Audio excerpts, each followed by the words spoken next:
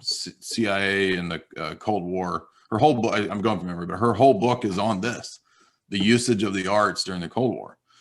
This is what I wrote my master's thesis on. So I know this topic very well. And that's just one example of the tie-in between social engineering, pop culture, you could call it the deep state. And it's not just government. There's also corporations tie in. This is what corporations pay for, messages to be put into films. In fact, there was a declassified FOIA request that I put in my second book that was I think 5,000. There was a FOIA request put into the U.S. government. 5,000 TV shows and movies. I'm going from memory. Maybe it's not 5, but it's in the thousands. That the Pentagon had specifically paid to have messages in, right? So everything from Cupcake Wars, the TV show, to Jay Leno TV show, to all the blockbusters. It really is that expansive. What kind of messages? It could be all kinds of things. It could be messages relating to moral changes. It could be recruitment propaganda. For example, in the 80s, Reagan did this whole move where he allocated money towards Hollywood to put out all of these kind of pro-military recruitment movies. Top Gun is one of the most famous ones in that regard. Some of them are really bad stink bombs. There's one, I think, Charlie Sheen's movie Navy SEALs. It's pretty bad. But what you realize, and again, there's a good book on this called Operation Hollywood, where they documented the connection between just in that case, just the Pentagon and movies.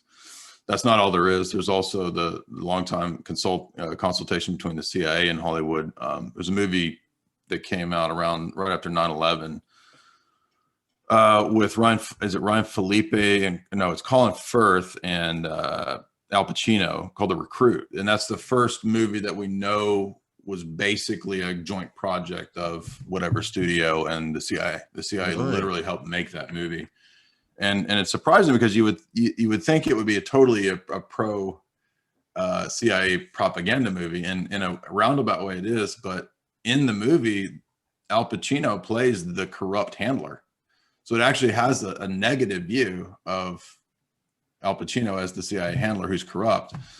But the message that you come away with is that, oh, well, it's just a few bad apples here and there, right? So the system is good. It's going to weed out the bad apples. Don't worry. But we do admit there's some bad apples here and there, right? So not everything we mustn't think of propaganda. I know you don't, but we mustn't think of propaganda as being that simplistic to where it's just going to be some, like Lone Survivor was a big one of these propaganda films. I think that's the one with Mark Wahlberg, or where he goes and he can snipe 50 Afghanis or something. That's all pretty blatant propaganda, right? That our boys can easily snipe 50 of their guys. But there's more. But other movies, the Bin Laden, Zero, Dark 30, that was completely a CIA consulted movie. So we start to realize that this goes a lot deeper. And I want to be sensitive too that I'm not a pacifist. I'm not an anti-war person who I'm not a left liberal. I'm speaking of this just as a person who's objectively looking at the way the stage has worked with the government. Well, that goes back centuries in your country. Yeah, it's entirely possible to enjoy a propaganda movie while knowing it's propaganda, but enjoying the war movie. I mean, Red Dawn. Well, Virgil's Aeneid is propaganda. It was propaganda written for the Roman Empire. Yeah, well, exactly. Which reminds me, I must get Victor Davis Hanson on the show sometime. He'd be a good one, I think. What about The Matrix? I mean, The Matrix just seems so good at explaining the shit that's going on. I mean, it is the best analogy, isn't it? The red pill, blue pill thing. It's a good analogy. I think it's limited. Yeah, I think it's limited because the ultimate presupposition of that film is Gnostic. So the idea being that we live in a if you take it in a metaphysical sense, it's Gnostic, right? That we live in Plato's cave in a literal sense, and we got to get out of this world. And I don't think that's true. I think that would be just to reaffirm ancient Gnosticism. But if you use it as kind of a governmental or moral analogy. Yeah, absolutely. A human being can opt into evil. So you can kind of contract yourself in a way to spiritual evil.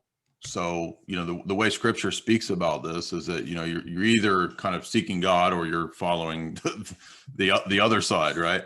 And if you go the other route, you will be more and more progressively united with that force or that principle. And so I think that people who have adopted that worldview, that paradigm, are locked into it, and it really is kind of a conversion experience. It really is I mean, we would say that repenting, converting, turning to Christ is a miraculous thing. It's not purely human effort. It's not just an intellectual thing. It requires grace, and that's a big part of it, right? I mean, if it was just merely intellectual, then all you'd have to do is present people the information and they would see what's true, right?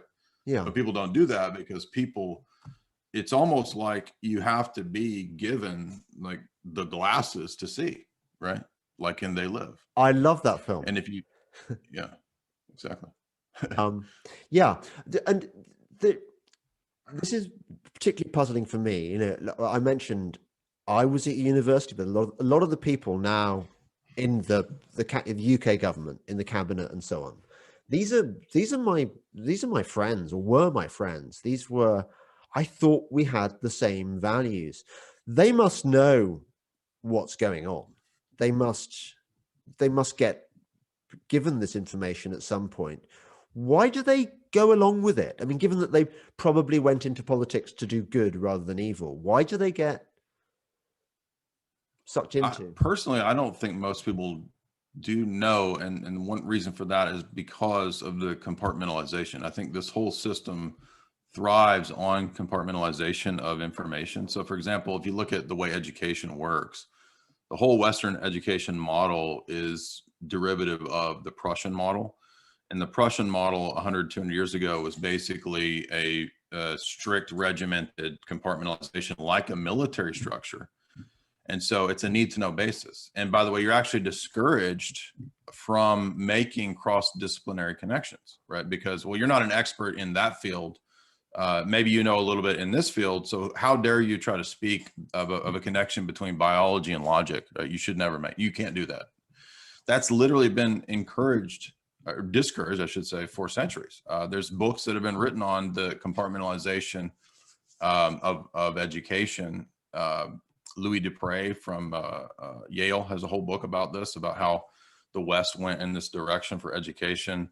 Of all people, Gary North, he has a whole lecture series on how modern education went this route. Charlotte Iserbyt talks about this. So this is intentional as well, because it's just evil. I don't know how else to describe the system except that it's evil. So I think that a lot of people who go into public service, civil service, military. I have family members that were in the military. I know people who work in, intelligence and all these kinds of things.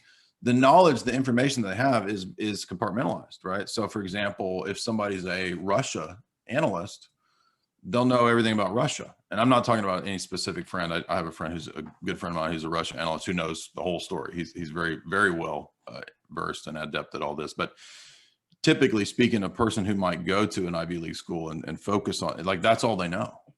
I mean, I've talked to professors who have a PhD. I've debated people with PhD in biology, neurology, and they don't know what a fallacy is.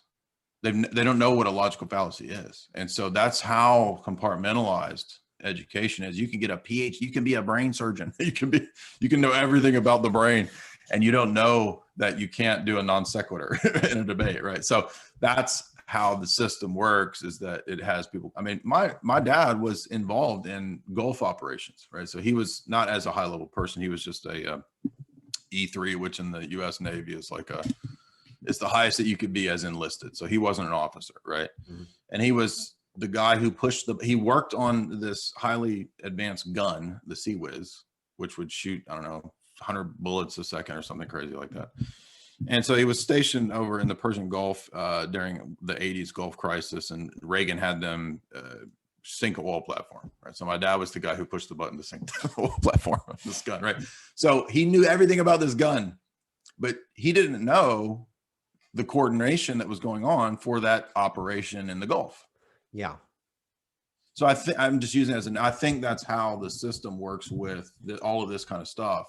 And we're at this weird venue now where, 30 years ago, 40 years ago, the only people that would read Tragedy and Hope would be people who got a PhD in international relations, right? Mm-hmm. People who were getting that higher level research and study, or if you studied under Professor Quigley or something like that. Nobody else is going to be reading that book.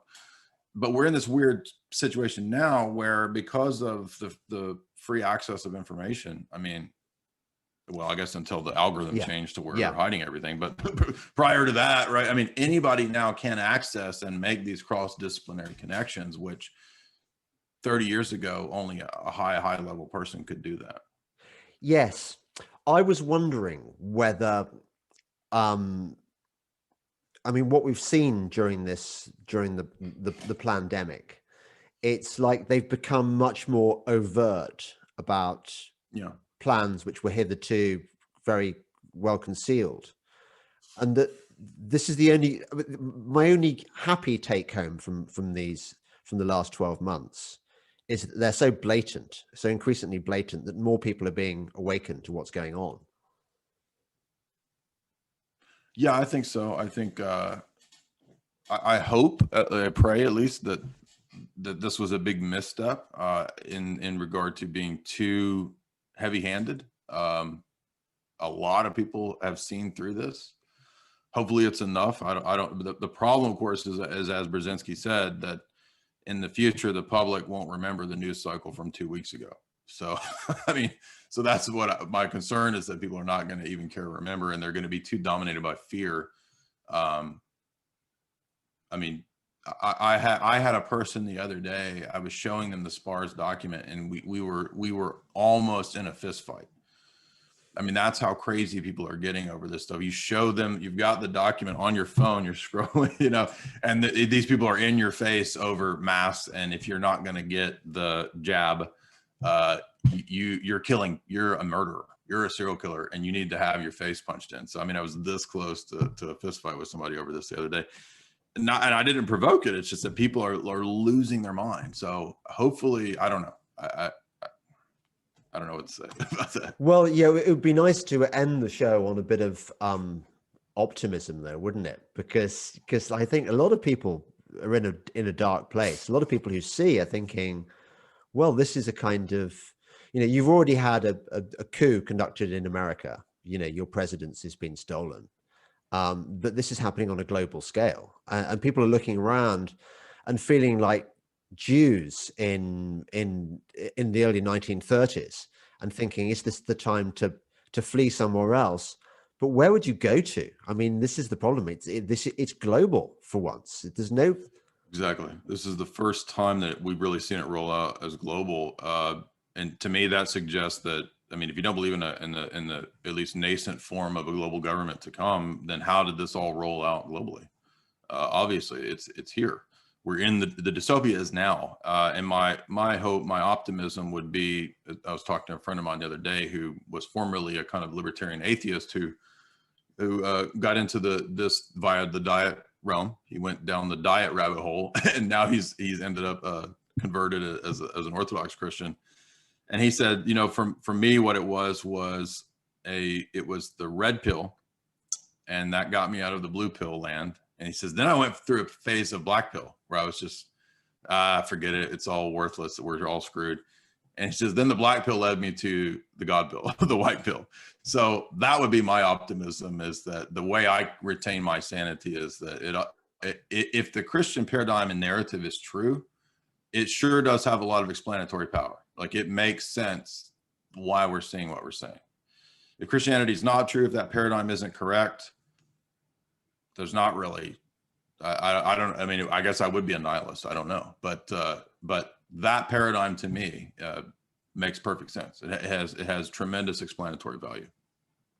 I think you're right, Jay.